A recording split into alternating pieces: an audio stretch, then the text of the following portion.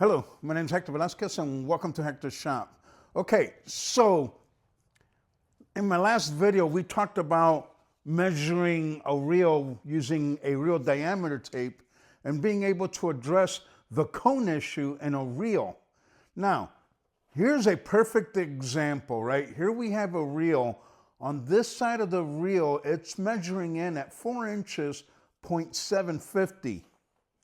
This side is measuring in at 4 inches, 0.775. So we have a 25 thou difference between this side and that side of the same cutting unit, which means this side is 25 thousandths of an inch smaller than this side. Now, how do we grind that out, right? How can we get that cylinder at least within 2 thousandths of an inch from end to end? Well, we're gonna go over to the grinder and I'm gonna show you how easy it is to get that squared up on the grinder. Okay, now that I got my reel on the grinder, this grinder, these chrome cleats right here, they're within 1 thousandths of an inch to each other. So the grinder's basically like a granite block. So right away, as soon as I put this cutting unit on here, I got rocking going this motion. So you can check it, and I don't know if you can hear it, but hear that? So that means that the rollers are not parallel to each other.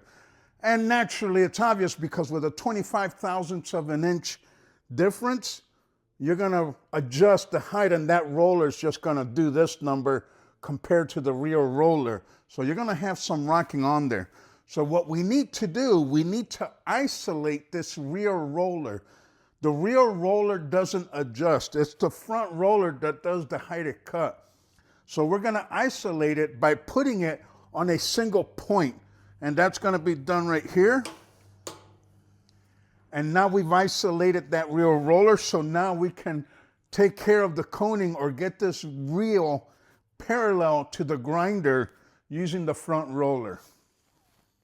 Okay, so now that we have that rear roller isolated, let me explain to you what's going to happen.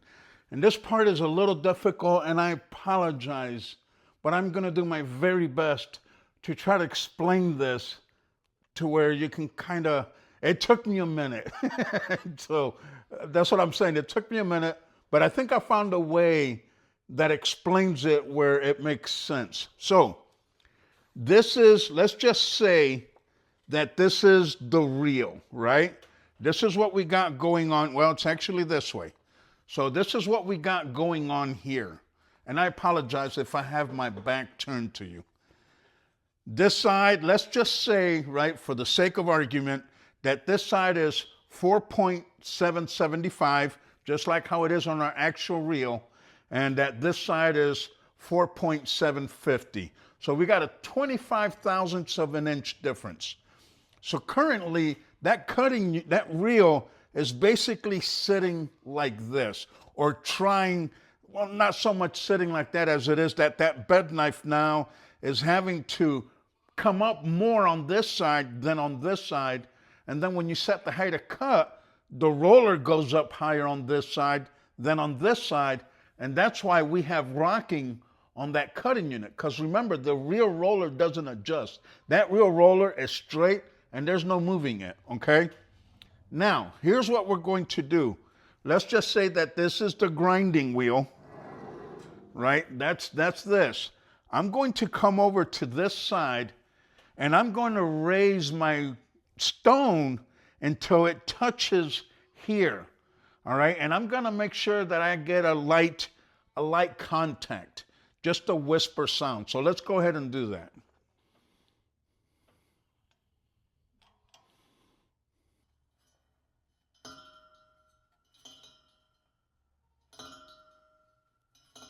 So do you see what's happening here? We're coming over here, we're grabbing our reference, right? We're setting the dial to 0, coming up over here, raising it 25 thou, which is the difference of the size, and we're adjusting this side. We're using the grinder itself to get that cutting unit parallel to the grinder, okay? And we can do that within 2 thousandths of an inch. We're talking about 2 thou of an inch, 2 thousandths of an inch. Now, to kind of put it in your head, here's vernier calipers set at 2 thousandths of an inch.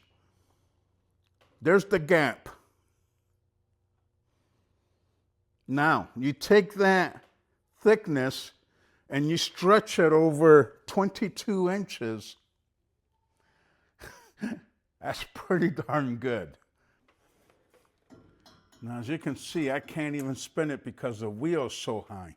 It's not that it's high, it's just the cutting unit is slow. So we're going to make that adjustment by raising this side of the cutting unit until we get that light touch, like how we did on the right-hand side.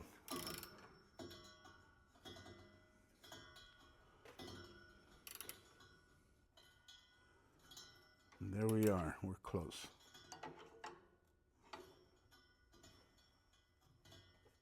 As long as I get consistency back and forth at least twice, then I know my cutting unit is completely parallel to the grinder. Once it's done, I'll drop that rear roller and that rocking should be gone. And if it's not, then we know that there's something wrong with that rear roller. It's either bent or the frame of the cutting unit itself has been tweaked. And then there's steps that you can take to your specific cutting unit that you can get to get that squared away if in fact that frame is tweaked a little bit. These grinders are awesome. They're accurate, and these grinders, they just don't grind your reel. They help you troubleshoot your cutting unit. They tell you the condition that your cutting unit is in, which makes it an absolutely invaluable tool in my shop. Guys, I want to thank you so much for joining me here. I want to thank you so much for your time. I really appreciate it. If you're finding this content, if you're finding any, gosh, I don't want to say enjoyable, but you know, hey, if you're finding this content useful, do me a favor, help me grow this channel. I'm trying to grow it over 1,000 at least. Hit that follow button, like the video, share it, comment if you have any other questions. My last video, I'll be honest with you, it did absolutely phenomenal. I was so excited. It got us over the 500 mark, which never thought I'd ever get there, but you guys are awesome. Thank you so much. I really appreciate it. It's absolutely humbling, and I'm honored, and I appreciate you. Thank you again for your time. We'll see you in the next video. If you have any questions, do me a favor. Hit it down on the comments below. See you later.